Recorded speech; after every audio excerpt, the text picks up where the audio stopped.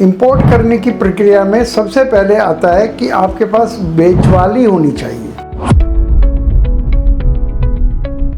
Sir क्या custom पे माल अटक भी जाता है क्या? अगर जैसे आपने इतना प्रोसेस बताया है, तो क्या माल अटकता भी है, रुकता भी है माल? अगर सर किसी को पर्टिकुलर मेटल में एक आइटम में ना जाके किसी को आधा कंटेनर आयरन का चाहिए और आधा कंटेनर एल्युमिनियम का चाहिए, क्या वो पॉसिबल है? स्क्रैप बिजनेस शुरू करने की प्रक्रिया क्या होती है सर? राहुल जी, ये बहुत आसान है। स्क्रैप हो या कुछ भी हो, प्रक्रिया एक जैसी है। इंपोर्ट करने की प्रक्रिया में सबसे पहले आता है कि आपके पास बेचवाली होनी चाहिए। केवल प्रक्रिया से काम नहीं चलेगा, खरीदने वाला आदमी होना चाहिए इंडिया में। अच्छा, स्क्रैप बिजनेस अगर आप काम कोई भी कर रहे हैं, स्क्रैप कोई मान लेते हैं, ठीक। स्क्रैप आप मंगा लेंगे तो बेचेंगे किसको? बिल्कुल। तो वो व्यक्ति होना चाहिए, उससे आपको वो आइडिया दे देगा उसको किस तरह की स्क्रैप की आवश्यकता है। फिर सेकंड स्टेप आएगा कि आपके पास बेचने वाला होना चाहिए प्रदेश में, विदेश में। फिर आप उससे बातचीत करेंगे, कॉन्ट्रैक्ट बनाएंगे, फिर वहाँ से वो माल लोड करेगा। लोडिंग पे इंस्पेक्शन करेंगे आप। पैसे का ट्रांसफ़र कैसे होगा, वो पहले भेजेगा या पहले आप पैसा भेजेंगे, ये सावधानी रखी जाएगी। फिर कौन कौन से डॉक्यूमेंट्स बनेंगे, ऐसा ना हो वो कोई डॉक्यूमेंट मिस हो जाए तो यहाँ पर टाइम वेस्ट होगा उसका। तो फिर जब वो माल आ जाएगा, कौन आपका केस पुटअप करेगा गवर्नमेंट के सामने, तो वो होता है CHA, कस्टम हाउस एजेंट।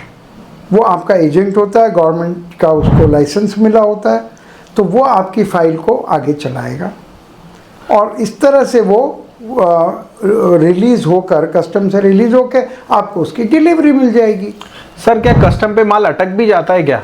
अगर जैसे आपने इतना प्रोसेस बताया है, तो क्या माल अटकता भी है, रुकता भी है माल? अगर आपको डॉक्यूमेंट्स आपके पूरे नहीं है, आप कंप्लाइंस पूरे नहीं कर रहे हैं, आपने पैसा ही नहीं दिया शिपिंग कंपनी को, कोई भी रीज़न हो सकता है, या आपने लिखा कुछ मंगा लिया कुछ, तो वो अटक जाएगा। अच्छा, इसमें स्क्रैप में कौन कौन सी अपॉर्चुनिटी बेस्ट है काम को स्टार्ट करने में? अपॉर्चुनिटी कोई सा भी, आप इस वक्त स्क्रैप की इतनी डिमांड है इंडिया में, हर स्क्रैप की, कॉपर, ब्रास, एल्यूमिनियम, जिंक, लोहा, लेड, एनीथिंग, हर मेटल की डिमांड है।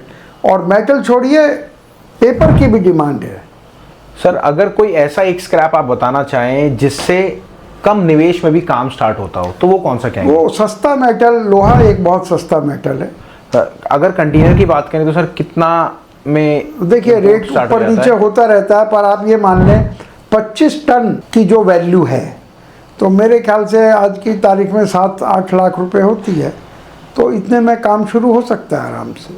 7-8 लाख रुपए में आराम से काम स्टार्ट हो जाए। हाँ जी। अगर सर किसी को पर्टिकुलर मेटल में एक आइटम में ना जाके किसी को आधा कंटेनर आयरन का चाहिए और आधा कंटेनर एल्युमिनियम का चाहिए, क्या वो पॉसिबल है? हाँ, पॉसिबल है, बिल्कुल पॉसिबल है। और वहाँ पे कहीं ऐसी कोई 2 कंट्री आप बता सकते हैं जहाँ से सबसे ज़्यादा इंपोर्ट हो रहा हो? देखिए, अगर वैसे मैं तो बता ही दूंगा, लेकिन उनको इंटरनेट से भी निकालनी चाहिए। मुश्किल से, आजकल तो चैट GPT, AI का ज़माना है, पूरी 50 कंट्री की लिस्ट आ जाएगी कहाँ कहाँ से आता है।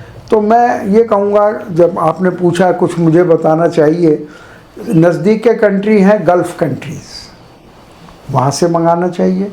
और दूसरा कंट्री सबसे ज़्यादा आ रहा है अमेरिका से। अगर आपकी क्वांटिटी अच्छी है तो आपको अमेरिका, कनाडा, ऑस्ट्रेलिया, इन कंट्रीज से मंगाना चाहिए जी। अब सर एक सवाल मेन अहम ये आता है, कंटेनर इंपोर्ट तो कर लिया, बट अगर हमारा कंटेनर यहाँ पे सेल नहीं हुआ तो हमें क्या अपना गोडाउन रखना पड़ेगा? राहुल जी, चांस की बात है कि मैं आपको, कंटेनर की बात हो रही है और मेरे पास यहाँ कंटेनर रखा हुआ है। ये मैं कंटेनर भी दिखा दूँ, जिन्होंने नहीं देखा होगा। हम वहाँ नहीं ले जा रहे लोगों को शिपयार्ड में और नुमाइश नहीं लगा रहे हैं, पर फिर भी ये उसका मॉडल है कंटेनर। कहीं आप समझे ऐसा ही होता है कंटेनर, हाथ में उठा के रखने वाला। This is just a model. ये इसमें आगे से भी रख सकते हैं सामान, पीछे से भी रख सकते हैं, साइड से, ऊपर से भी रख सकते हैं। तो ये कंटेनर होता है।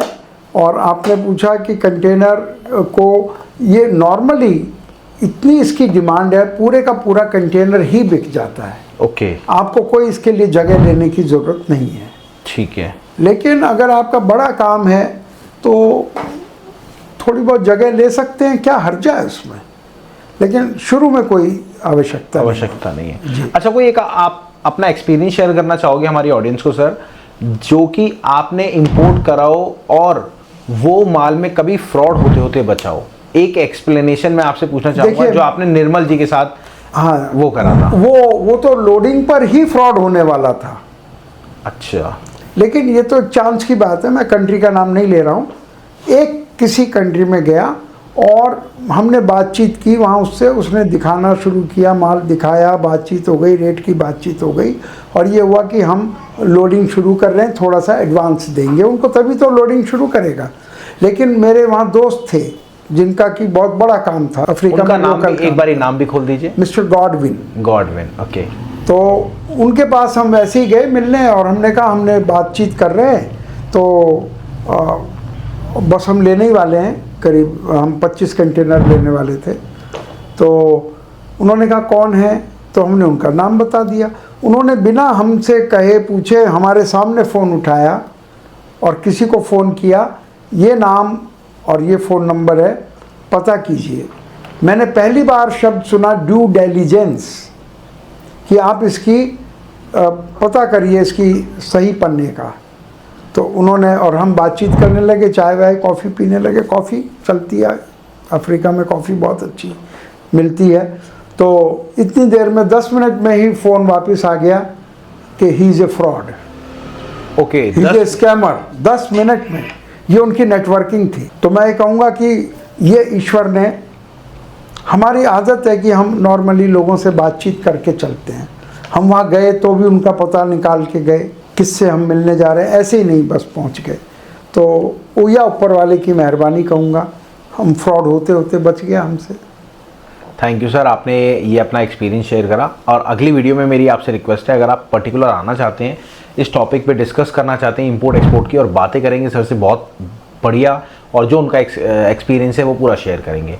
अगर वीडियो आपको ये टॉपिक पे अच्छी लगी तो प्लीज़ सब्सक्राइब कर देना, और पूरी डिटेल के लिए और हमारा नाम नंबर आप ले सकते हैं। सर से अगर पर्सनली बात करें तो आप पर्सनली बात भी कर सकते हैं। चलिए मिलते हैं अगली वीडियो में। नमस्कार, धन्यवाद, जय हिंद।